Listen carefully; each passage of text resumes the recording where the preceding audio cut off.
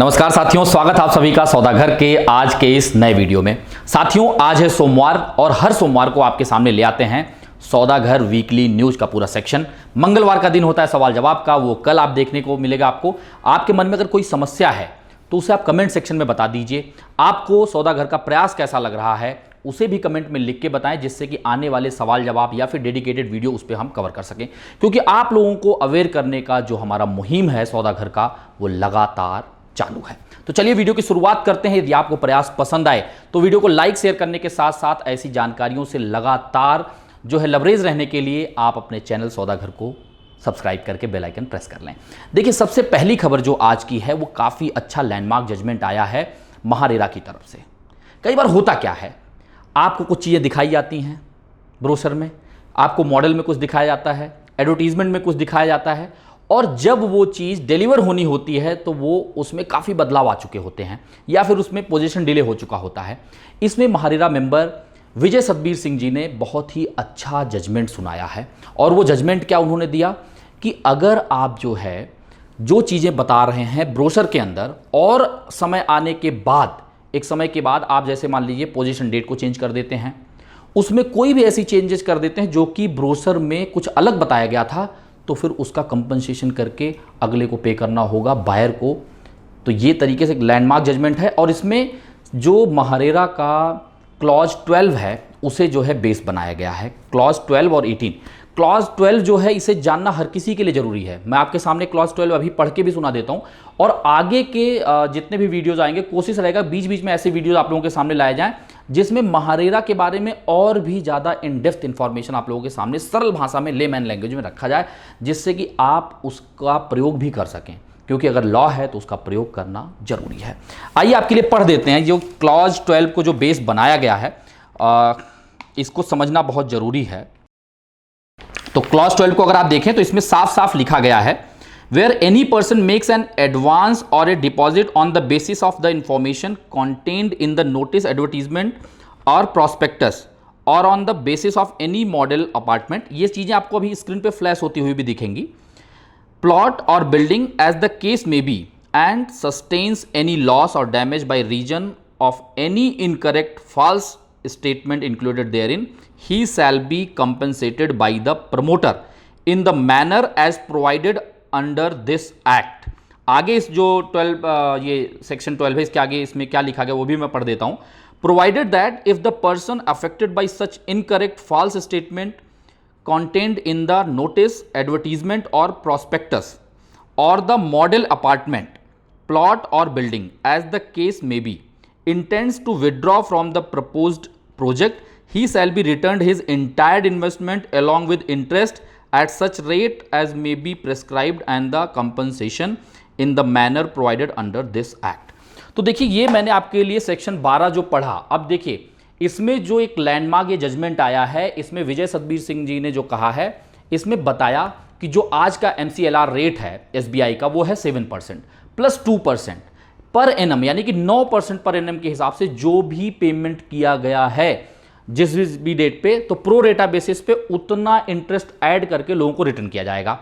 यहां पे जिस प्रोजेक्ट के बारे में जजमेंट आया वहां पे प्रॉपर्टी 1 करोड़ 10 लाख के आसपास थी, 55 लाख के आसपास लोगों ने पे कर दिया था, और ऑन एन एवरेज 15-15 लाख रुपए एडिशनल लोगों को जो है दिया गया। यहां तक कि प्रमोटर अपने इस एक तरीके से जिद पे आ चुका था कि आप लोग टाइम से पेमेंट नहीं कर रहे हैं तो आपकी यूनिट को कैंसिल कर दिया जाएगा और आपके जो ड्यूज हैं या तो उस पर इंटरेस्ट लिया जाएगा। इसके चलते कि आपने ब्रोशर में क्या बताया, उस समय क्या बताया, पोजीशन डेट, आज आप क्या बता रहे हैं, इसके चलते बायर्स जो है पहुंच गए महारेरा तक और महारेरा ने ये लैंडमार्क डिसीजन दिया। तो आप ये मान के चलिए, अगर कोई लॉ है तो उसका सहारा जरूर लीजिए, जहां पे भी आपको कुछ ऐसे जो है इंफॉर्मेशन दिए गए थे जो अब पूरी तरीके से अलग होते हुए दिख रहे हैं, तो आप इसका प्रयोग कर सकते हैं। चलिए अगले खबर की तरफ बढ़ते हैं। यहाँ पे खबर ये है, आप जैसे पुणे के अलग अलग हिस्सों में जाते होंगे, आपको क्या दिखता है, I love this location, welcome to this location, we love this location, ऐसे तमाम जो है एक तरीके से वे होर्ड्स कह लीजिए, जहाँ पे लाइटिंग होती है, ये सब लगाए जाते हैं। अब जो मेंबर हैं पुणे के, इनमें खलबली मची है, लगातार जो है लोग इस पर आवाज़ उठा रहे हैं कि भाई इसकी सैंक्शनिंग कौन दे रहा है, यहाँ से जो तेज़ लाइट की रेज निकल रही हैं उससे जो एक्सीडेंट के चांसेस बढ़ रहे हैं उसका कॉग्निजेंस ट्रैफिक पुलिस क्यों नहीं ले रही है, क्या ट्रैफिक पुलिस से इसकी सैंक्शनिंग ली गई है, और जहां पे मान लीजिए चौराहों पे अगर ये इंस्टॉल किया जा रहा है तो उसके पीछे जो ट्रैफिक आ रही है, जो ट्रैफिक का आइलैंड बन रहा है, वो कैसे लोगों को दिखेगा। तो इन सारी चीज़ों को, और इसमें इलेक्ट्रिसिटी भी कंज्यूम हो रहा है, प्लस इसमें जो चीज़ बनाई जा रही है कहीं ना कहीं ये जो पब्लिक को रिप्रेजेंट करते हैं, रिप्रेजेंटेटिव हैं, वो अपने पैसे से या फिर पब्लिक के पैसे से बना रहे हो। कहाँ से आ रहा है पैसा, क्योंकि इसे बनाए जाने में जैसा लोग कह रहे हैं 3 से 8 लाख के बीच खर्चा आता है। तो इन सब चीज़ों को लेके अब लगातार लोग इस पे जो है आवाज़ उठा रहे हैं। इसमें जो है कहीं ना कहीं लोगों को परेशानी भी है, और इलेक्ट्रिसिटी किस तरीके से वेस्ट हो रहा है ये भी एक मुद्दा उठाया जा रहा है। प्लस ट्रैफिक जो है रूल ना फॉलो होने की वजह से ट्रैफिक एक्सीडेंट होने के भी चांसेस हैं। तो इस पे आपका क्या राय है, इसे कमेंट में लिख के बताएं। आगे इस पे किस तरीके से कॉरपोरेशन या अलग अलग बॉडीज़ क्या एक्शन लेंगी, ये लीगल रहेगा नहीं रहेगा, जो भी रहेगा आप लोगों के सामने ले आएंगे, लेकिन आप अपनी प्रतिक्रिया जरूर हमारे सामने रखिए इस बारे में। चलिए अगले खबर की तरफ बढ़ते हैं। अगला खबर कुछ इस तरीके से है, आप देखें लगातार ये जो है एक तरीके से कंप्लेन आता रहा है, मैंने कई वीडियोस भी आप लोगों के सामने दिखाया है कि कॉरपोरेशन की तरफ से या वहाँ की जो भी बॉडी है, अथॉरिटी है, जब गार्बेज आपके यहाँ से कलेक्ट किया जाता है तो कहीं ना कहीं आसपास के किसी ओपन प्लॉट में, रोड के किनारे, जो रोड प्रॉपर चल नहीं रहा है, वहाँ पे एक तरीके से सेग्रीगेशन सेंटर बना लेते हैं और फिर वहाँ से आगे चीज़ों को ले जाया जाता है। ये समस्या अभी बानेर पासान लिंक रोड पे भी देखने को मिली, जहाँ पे रेजिडेंट जो है लगातार इस पर अपनी आवाज़ उठा रहे हैं कि वहाँ से बदबू की समस्या और तमाम जो है मच्छर कीड़े मकोड़ों की समस्या बढ़ रही है। इस पे कॉरपोरेशन का कहना यह है कि अभी उनके पास पूरी कैपेसिटी के साथ शायद व्हीकल, गार्बेज व्हीकल मौजूद नहीं, इसकी वजह से ट्रांसपोर्टेशन में दिक्कत आ रही है। आसपास में जहाँ पे भी एमिनिटीज़ प्लॉट जो हैं, यानी कि जो प्रोजेक्ट के बाहर कुछ % प्लॉट जो है ओपन रखा जाता है, वहाँ पे चीज़ें डंप करके सेग्रीगेट करके फिर आगे ले जाई जाती हैं। उस दौरान जो वहाँ पर समस्याएँ हो रही है, रेजिडेंट उसे लगातार उठा रहे हैं। तो कॉरपोरेशन का अपना एक तो ये है कि भाई गार्बेज व्हीकल उस पूरी कैपेसिटी में अभी नहीं है।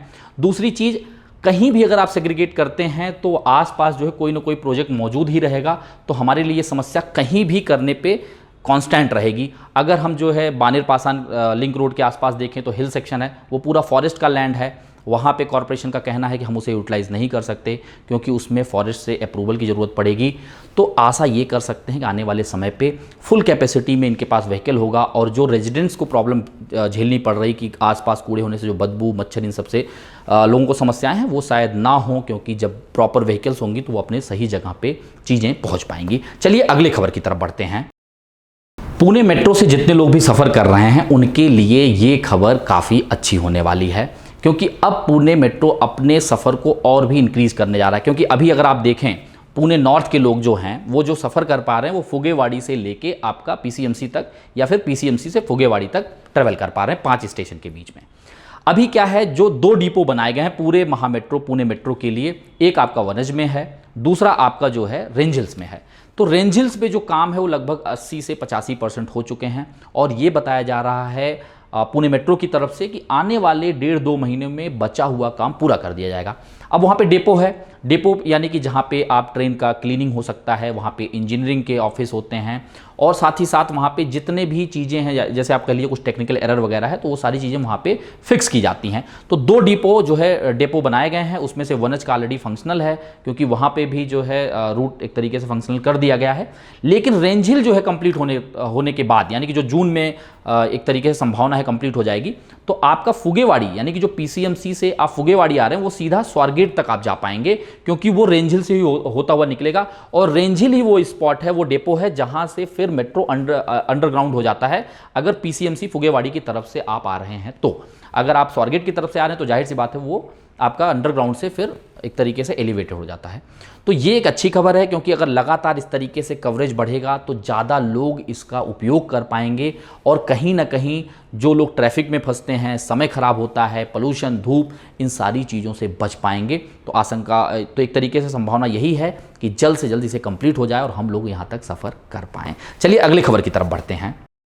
अगली खबर को अगर हम रुक करें तो देखें, जो सबसे बड़ी समस्या आज की डेट में आ रहा है वो पुणे शहर में आ रहा है रोड की कनेक्टिविटी, यानी कि जो रोड का काम चालू कर दिया गया है एक तरीके से, वो रोड कंप्लीट नहीं हो पा रहे हैं। अगर उन रोडों में आप नाम ले लीजिए जिस पे हमने कई बार खबर बनाया है, वो एक है आपका खराड़ी सिवनी रोड, दूसरा आपका बानेर पासान लिंक रोड है, तीसरा आपका कात्रज कोंडवा रोड है।